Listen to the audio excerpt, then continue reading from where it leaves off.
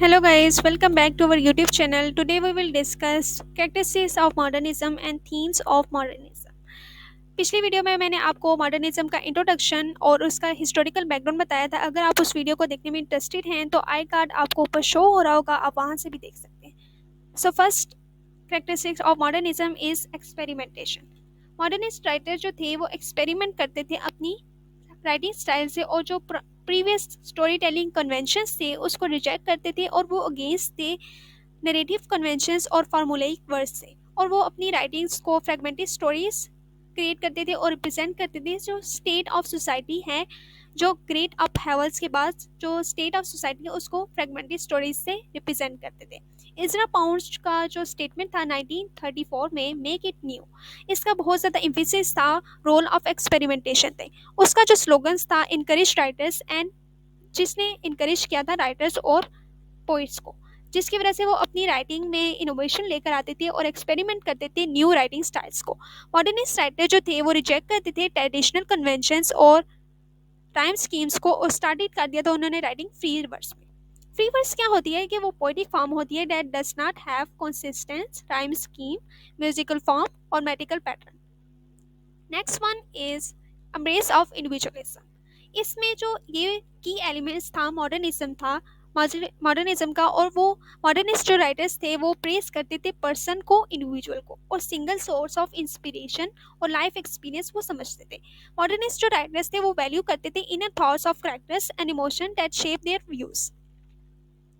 और modernist writer जो थे वो कॉन्सेंट्रेट करते थे सब्जेक्टिव एंड इंटीमेट जो रिलेशन है ह्यूमन का। और because of emphasis on individualism, वो इंडिविजुअल्स जो के जो मोटिवेशंस थे, वॉन्ट्स थी, साइकोलॉजिकल स्ट्रगल्स था, उसको भी एक्सप्लोर करते थे ग्रेटर डिटेल में, जिसकी वजह से उनकी जो स्टोरीज थी वो बहुत इंट्रोस्पेक्टिव थी और एम्फैटिक थी। अब मॉडर्निस्ट जो राइटर्स थे वो डिस्क्राइब करते थे subjective reality of one person rather than societal change, यानी एक सब्जेक्टिव रियलिटी है पर्सन की, उस पर बहुत ज़्यादा इम्फेसिस करते थे, ना कि सोसाइटिकल चेंज पे और historical events on an in person पे। अब वो ये बिलीव करते जो जो ट्रेडिशनल फॉर्म्स हैं वो फिट नहीं है डिस्क्राइब करने के लिए द वर्ड को, जो वर्ड है अब उसको डिस्क्राइब करने के लिए ये जो पुरानी कन्वेंशंस हैं और ट्रेडिशनल फॉर्म्स हैं वो डिस्क्राइब नहीं कर सकती, जिसकी वजह से जो वो मैनी न्यू एक्सपेरिमेंटल फॉर्म्स थे उसको इंक्रीज कर दिया उन्होंने inner world of the character. अब वो ये फॉलो करते थे जो literary techniques that allows the writers to enter the interiority of the characters and emphasis the individual. अब first the stream of consciousness, ये मैंने आपको पिछली वीडियो में आपको एक्सप्लेन कर दिया था, अगर आप पिछली वीडियो देखेंगे तो आपको क्लियर हो जाएगा। Second the interior monologue. अब ये एक नरेटिव टेक्निक थी जिसमें जो नरेटर है वो एंटर्स हो जाता है कैरेक्टर्स के माइंड में। अब वो उधर वहाँ पर जो उसके थॉट्स होते हैं और फीलिंग्स को है वो अपनी राइटिंग में प्रेजेंट करता है। Next one is free indirect speech. ये भी एक, इसमें जो थर्ड पर्सन नरेशन है वो यूज होती है some elements of first person narration. जो थर्ड पर्सन नरेशन होती है वो यूज करती है some elements of first person narration, और वो जो इनर वर्किंग ऑफ कैरेक्टर है उसको प्रेजेंट करती है bye turning in words into the individual characters. जो मॉडर्निस्ट टेक्स्ट था वो एक्सप्लोर करता था diverse and ambiguous sense of self. अब इस तरह करते करते जो उन्होंने इंडिविजुअल के जो थॉट्स थे उसको प्रेजेंट करने के लिए उन्होंने जो एक्सटर्नल रियलिटी है और जो परसीविंग माइंड है उसके वो ब्लर कर दिया था। Next one is subjectivity and multi perspective. ये क्या है, मॉडर्निस्ट टेक्स्ट जो थे वो करेक्टराइज करते थे उस वक्त growing mistrust of language to be able to reflect reality. Modernist writer जो थे वो रिजेक्ट कर देते थे न्यूट्रल जो राइटिंग है और objectivity of third person narration.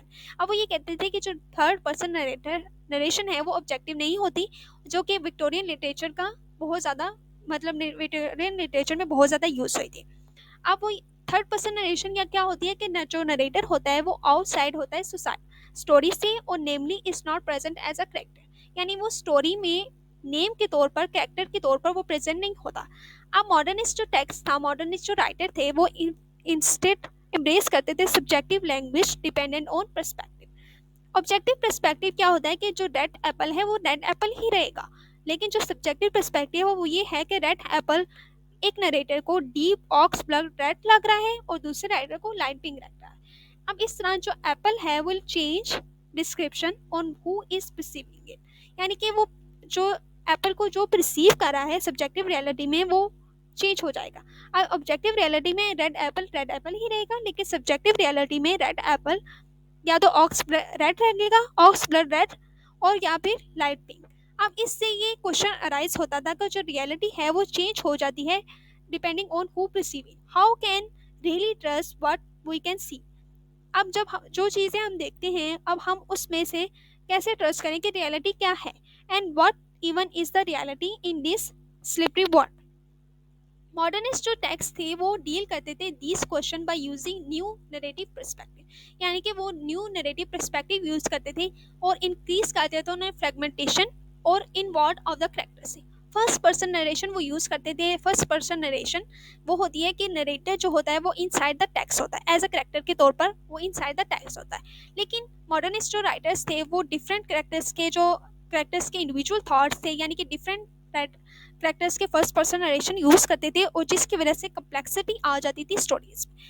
Second one is multi perspective narration, यानी मल्टी पर्सपेक्टिव नरेशन ये होती है कि वेरियस पर्सपेक्टिव, यानी बहुत ज़्यादा जो करेक्टर्स हैं वो अपने पर्सपेक्टिव बता रहे हैं अब स्टोरी में एक ही टेक्स्ट में।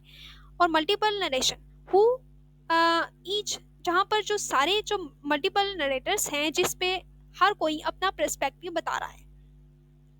मॉडर्निस्ट राइटर्स जो थे वो मल्टी पर्सपेक्टिव नरेशन यूज करते थे। Next one is engagement with ambiguity. जो मॉडर्निस्ट राइटर्स थे वो वेलकम करते थे अनसर्टन और अनरिजॉल्व इशू पे, और वो ये खुशी महसूस करते थे लाइफ की जो एम्बिग्विटीज हैं उसको डिपिक्ट करते हुए अपनी राइटिंग्स में, और अलाउ करते थे opportunities for readers to interpretation and involvement, यानी कि वो इंटेंशनल यूज करते थे एम्बिग्विटी का और सेवरल लेवल्स ऑफ मीनिंग्स का, यानी कि अपनी राइटिंग में वो अपने सेवरल लेवल्स ऑफ मीनिंग को यूज करते थे, जिसकी वजह से वो रीडर को इनकरेज करते थे, अंडरस्टैंडिंग एंगेज करते थे कि वो जो स्टोरी की कम्प्लेक्सिटी है वो उसको अंडरस्टैंड करें। Next one is exploration of inner psyche. Modernist के टाइम पे लेट 19th सेंचुरी में जो राइज हुआ था साइकोलॉजिकल आइडियाज का, सिगमंड फ्राइड जो थे वो उनकी जो थ्योरी थी अनकॉन्शियसनेस की, उसका बहुत ज़्यादा सिग्निफिकेंट इन्फ्लुएंस था मॉडर्निस्ट फिलोसफी पे। इसकी वजह से वो जो डीप ह्यूमन साइकी थी, राइटर्स जो है उसको बहुत ज़्यादा यूज़ करने लग पड़े थे अपनी राइटिंग में, और इन्वेस्टिगेट किया था उन्होंने unconsciousness interaction between unconscious and, यानी कि वो जो राइटर्स थे वो अनकॉन्शियस को इन्वेस्टिगेट करते थे और interaction between unconscious and conscious forces. Next one is fragmentation.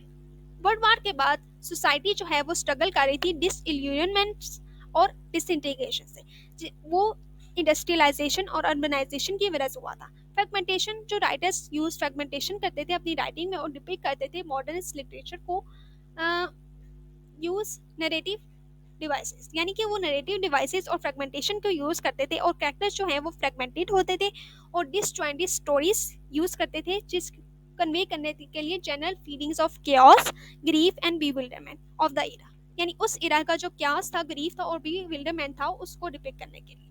Next one is non linear timeline. Non linear timelines Albert Einstein ने 1905 और 1950 में पब्लिश की थी हिज थ्योरी ऑफ रिलेटिविटी, और उसने प्रपोज किया था time and space were relative to one's perspective, यानी कि इसका मतलब ये था कि जो टाइम है वो न्यूट्रल नहीं है और ऑब्जेक्टिव नहीं, but change depending on who perceive. अब इस थ्योरी की वजह से जो लीनियर पर्सपेक्टिव था ऑर्डर का, वर्ड का, वो एक्सप्लोडेड हो गया था, और इसी वजह से जो मॉडर्निस्ट राइटर्स थे वो रिजेक्ट करते थे लीनियर टाइमलाइन को, dissolve the different periods of past, present और फ्यूचर, और वो ये कहते थे टाइम बिकम डिसकॉन्टिन्यूस, और अपने जो टेक्स्ट था उसको फ्लक्स में क्रिएट करना शुरू कर देते। Just as human thought processes as non linear so too the plots and timeline, यानी कि जैसे ह्यूमन थॉट्स नॉन लीनियर है इसी तरह जो प्लॉट है और टाइमलाइन है वो भी नॉन लीनियर है। Next one is critique of traditional value. जो मॉडर्निस्ट राइटर्स थे वो क्रिटिकल एनालिसिस करते थे कन्वेंशनल विजडम्स और सोसाइटिकल नॉर्म्स को। मॉडर्निस्ट राइटर्स जो फ्रीक्वेंटली क्वेश्चन करते थे legitimacy of long standing organisation and view points को। Next is themes. First theme है alienation and disjointed topics. Modernist writers ने बहुत सारे थीम्स यूज़ किए, जिसमें फर्स्ट थीम है एलिनेशन और डिसजॉइंटेड टॉपिक्स। यानी कि उस टाइम पे, वर्ल्ड वार के टाइम पे, इंडस्ट्रियलाइजेशन और अर्बनाइजेशन के बाद जो राइटर्स कैरेक्टर्स थे, पर्सन थे, वो फील कर रहे थे एलिनेशन और आइसोलेशन को, जिसकी वजह से ये फ्रीक्वेंटली एक्सप्लोर हुआ था मॉडर्निस्ट लिटरेचर में। ये थी कैरेक्टर्स जो थे वो डिस्कवर करते थे they were alone in busy cities and cutting from the conventional ideas and unable to establish deep connection. अब वो अपनी राइटिंग्स में फ्रेगमेंटेड और impersonal aspect of modernist literature को यूज करते थे। Next one is nihilism. Nihilism जो है एक फिलोसफी है that holds the all beliefs और and values are intrinsically senseless. यानी कि इनहेरेंटली जो बिलीव्स एंड वैल्यूज हैं वो सेंसलेस हैं। Life has no inherent meaning. अब इस फिलोसफी से मॉडर्निस्ट जो राइटर्स थे वो इंस्पायर हुए थे और उन्होंने रिजेक्ट कर दिया था moral and religious principle that were perceive as the only way to achieve the social progress. Modernist जो थे बिलीव करते थे जो पीपल हैं for the people for authentic self, यानी ऑथेंटिक सेल्फ लिव इन करने के लिए इंडिविजुअल को free from overwhelming and restricted control of convention. यानी कि जो ओवरवेलमिंग और रिस्ट्रिक्टेड कंट्रोल है कन्वेंशंस का, उसको उससे फ्री हो जाना चाहिए। Next is technology and its impact. उस टाइम पे जो न्यू अपॉर्चुनिटीज और प्रॉब्लम्स जो अराइज हो रही थी टेक्नोलॉजी की वजह से, इनोवेशंस की वजह से, इसको भी थीम्स को भी मॉडर्निस्ट ने अपनी राइटिंग में यूज किया था। और डीप कनेक्शन बिटवीन ह्यूमैनिटी और टेक्नोलॉजी का राइटिंग में, इसको दो तरह से उन्होंने प्रेजेंट किया था। होप फॉर एडवांसमेंट, यानी होप भी थी एडवांसमेंट की तरफ, और concern about dehumanization consequences of mechanization, यानी कि दूसरी तरफ डीह्यूमनाइजेशन का भी कॉन्सेप्ट था। Next is identity crisis.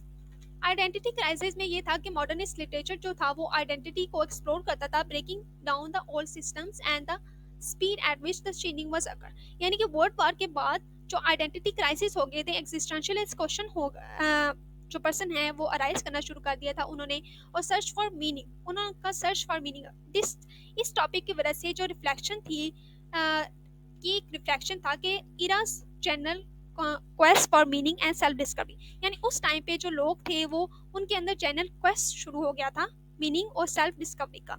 और जो करेक्टर्स थे वो फेस मॉडर्निस्ट राइटर अपने करेक्टर्स को इस तरह प्रेजेंट करते थे कि वो फेस कर रहे थे एग्जिस्टेंशियल क्राइसिस और वंडरमेंट को, whether they belong in a increasingly uncertain world. यानी कि वो अनसर्टन वर्ल्ड को प्रेजेंट करते थे अपनी राइटिंग में, और एग्जिस्टेंशियल क्राइसिस और वंडरमेंट जो पर्सन फेस कर रहे थे उस टाइम पे, उस इरा में, तो उसको प्रेजेंट कर रहे थे एज इट इज।